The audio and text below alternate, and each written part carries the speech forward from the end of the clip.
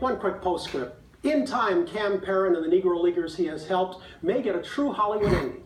Gene Hall, that screenwriter who helped Perrin land his job in LA, is hoping to eventually turn Cam's association with those long overlooked ball players into a feature film. Finally tonight, we bid a sad farewell to one of our own, Frank Deford, who passed away since the taping of our last show. Frank was 78 years old and embodied that adage that it's not the years in your life that matter, but the life in your years. A Hall of Fame sports writer who was a fixture for almost 4 decades on NPR, Frank was not only a legend in our business, he was a beloved colleague, a dear friend, and a real sports correspondent since the day we debuted 23 years ago. His first story on our first show is an unsparing critical look at the Masters and Augusta National. The Masters is the last dictatorship in sport. It's the American Singapore. Small and rich, efficient and successful, spotless and humorless, and totally unforgiving.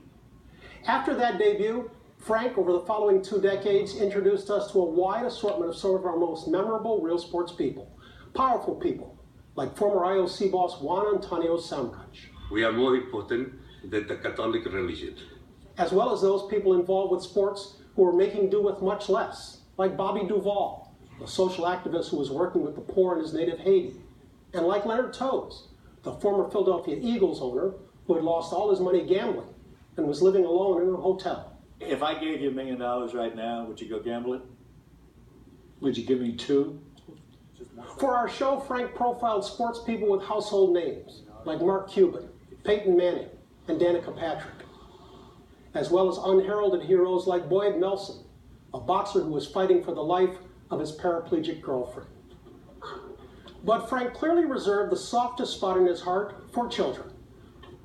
On this show, he introduced us to young Kyle LaGrasso, a phenomenal 6-year-old golfer who had lost an eye to cancer.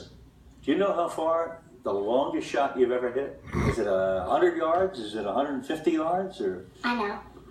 172 yards. 172 yards? Yes. You hit it? Good grief. How much do you weigh? I don't even know. Yeah. To those youngsters missing limbs who were being helped by a sports camp run by wounded warriors.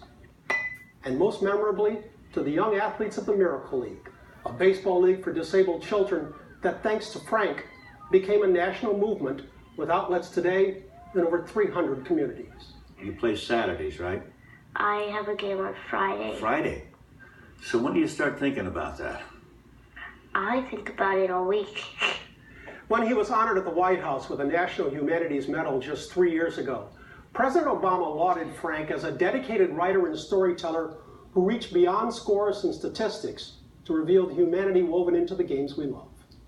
Frank dearly loved the games. In one of the most recent of his 19 books, while noting the respective place of sports in our society, he wrote that he was proud for so many years to have been sports troubadour.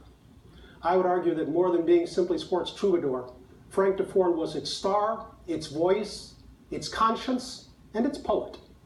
And although time always wins the race, it will never erase the manner in which Frank enriched this program. And that's our show for this evening. For all the good folks here at Real Sports, I'm Bryant Gumbel. Thank you so very much for being with us, and good night.